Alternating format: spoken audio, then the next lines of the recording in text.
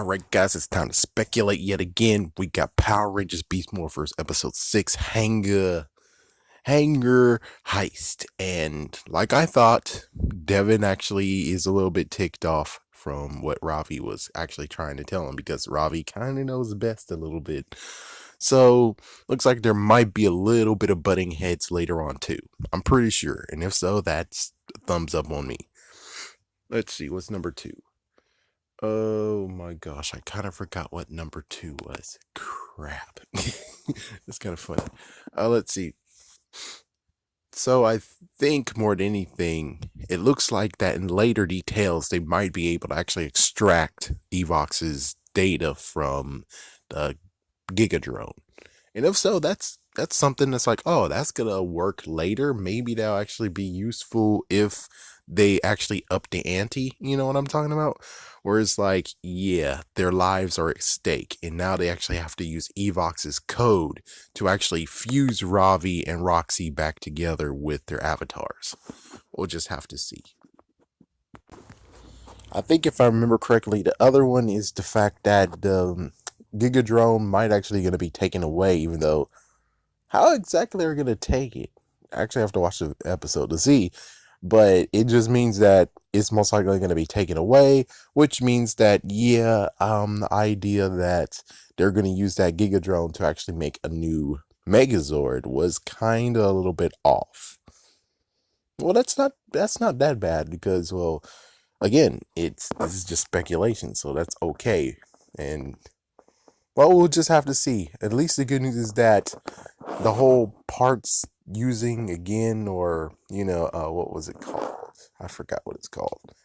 The recycling part, that most likely will happen because again, why spend months to build a beast bot, which technically I think he's doing it all by himself, instead of, I mean, it's going to take months.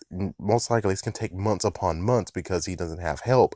But on the other hand, we don't really know for sure that the other beast bots were actually built by himself as well. We have no idea, but I'm pretty sure he has assistants, which means that it's best that he actually decide to get all those pieces and use those pieces, which means that it will just most likely be weeks to a month, to where it's like, yeah, you see, just that he's able to actually build. Well, I bet I already kind of leaked a little part, but he's able to build without having months upon months and building from scratch. Instead, he's just going to rework some things, and there we go.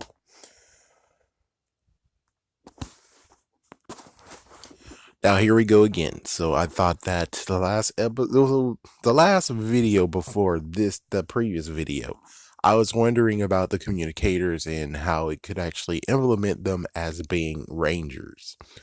Then in the previous video, I actually found out that everyone in Battle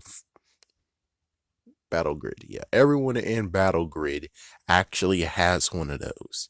And now we get to this episode now where they actually tap on the freaking communicator and it turns into the Morpher. So I guess there's like at least two things that we can get out of this. Number one is that just like how weapons the weapons are able to transport to them. There's daggers, the sabers are able to transport to them. Apparently, the morphers do that too. That might be one thing. Is the morphers do that too, or so either the morphers. I just say the morphers do that too, and because maybe it's just that it's a ranger thing that they need to have the communicators, but everyone else does. But I guess technically they use it as a necessity, and they don't really need to have the whole disguising people because, well, if you know that the Rangers have communicators, then people will be looking like, hey, that's new. Rangers have that.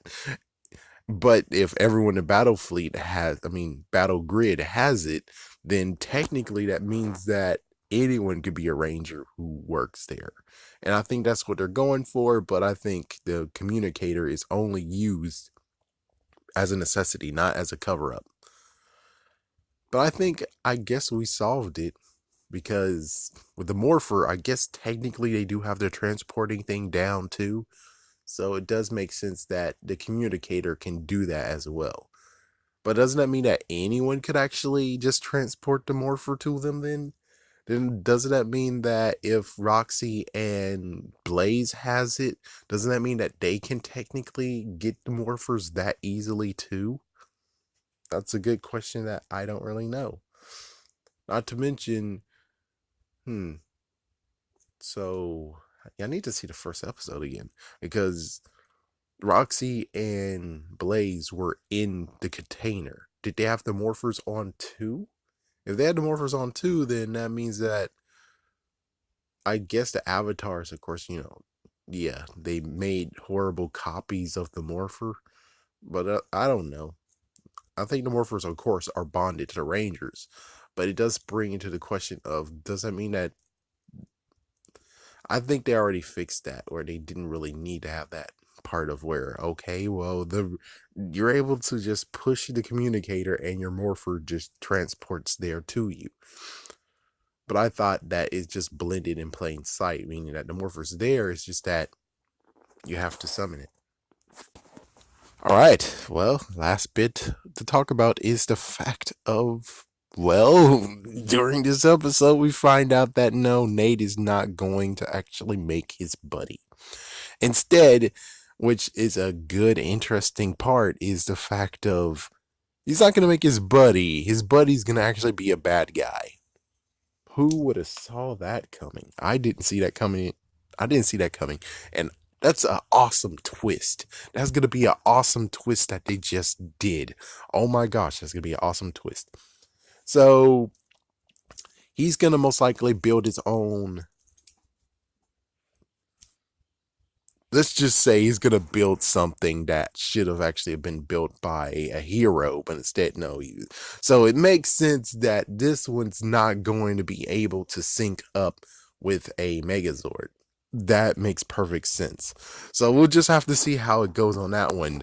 And I think that most likely is what Evox was saying. We're going to build that thing, which technically I think the thing is his body, but it could also be the other thing too. I guess most likely what's going to happen is that he's going to build a prototype and then he'll build the actual body. We'll have to see. But the last part has to be the fact of the line,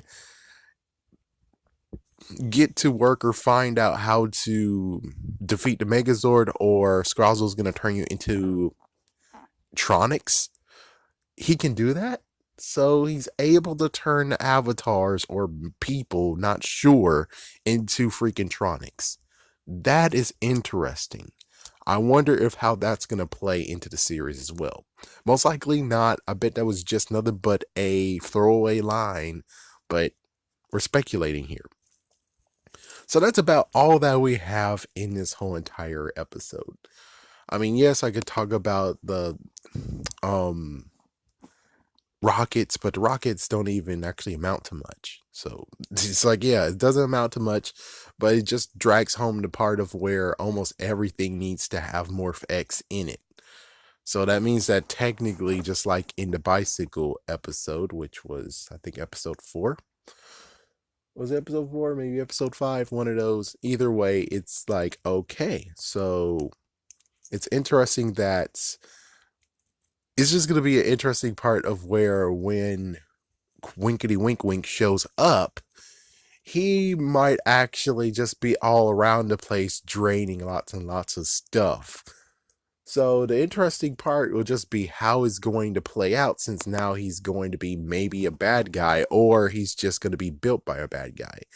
Do we have division going on here? Which means technically he is a good guy, but he's made by a bad guy, or he's a bad guy and he has to be reprogrammed to be a good guy, or again, he might be oppressed, and as soon as they're able to get that certain program out of him, he's like, oh, thank God, I'm able to actually do whatever I want now.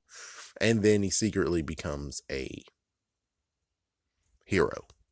Anyways, there we go. That's good enough for me. See you guys next week, or technically see you guys when it comes to the next preview we're going to get. And make sure you check out all the videos previously. I mean, come on, man. Show 'em some love, please.